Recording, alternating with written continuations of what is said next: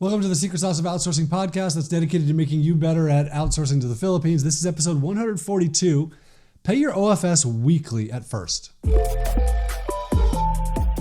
Okay, so before I get into that, let me talk for a second about this bike trip that we just got back from in Europe was real. It was life-changing. Not so much for me, although yes, it was for me. It was life-changing for my kids. My 15-year-old daughter had a really, really healing trip where she has struggled with food, she struggled with eating, she struggled with depression. And partway through the trip, things kind of started changing for her. And I don't know why, but she started eating really well. She started sleeping well, and she's just doing really, really well. Even being home now, she's doing really well. My two youngest kids grew up. They're 8 and 10, and on this trip, they grew up. And I don't have answers for why.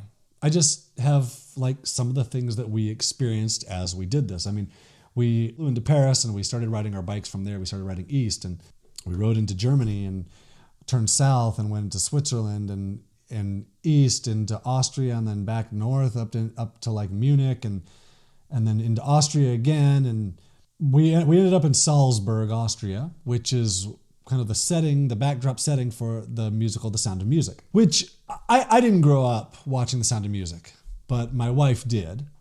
And I've seen it a number of times since we've been married. And as we climbed these mountains in Austria, I just couldn't help but seeing in my mind over and over again, the hills are alive with the sound of music, because they really are. And it's a different place than where I'm from, where most of the hills, we have these really big mountains right here, but they're kind of brown. And most of the year, summers here are hot and dry, and springs typically aren't that long, or stuff doesn't start to bloom until late.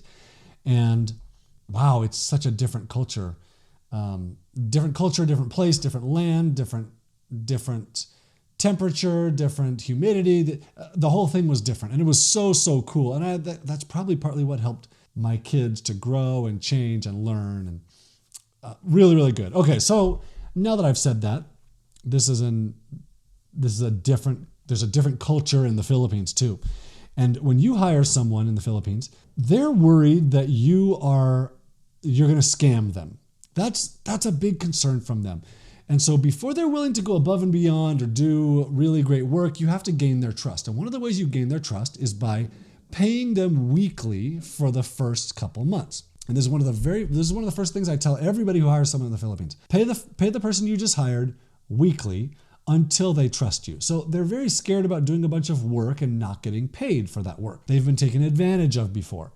So pay them weekly. However, when you do that, don't pay ahead of time. So they start on Monday, pay them next Monday after they've worked for a week, and then you pay them for that week that they just worked. Yeah.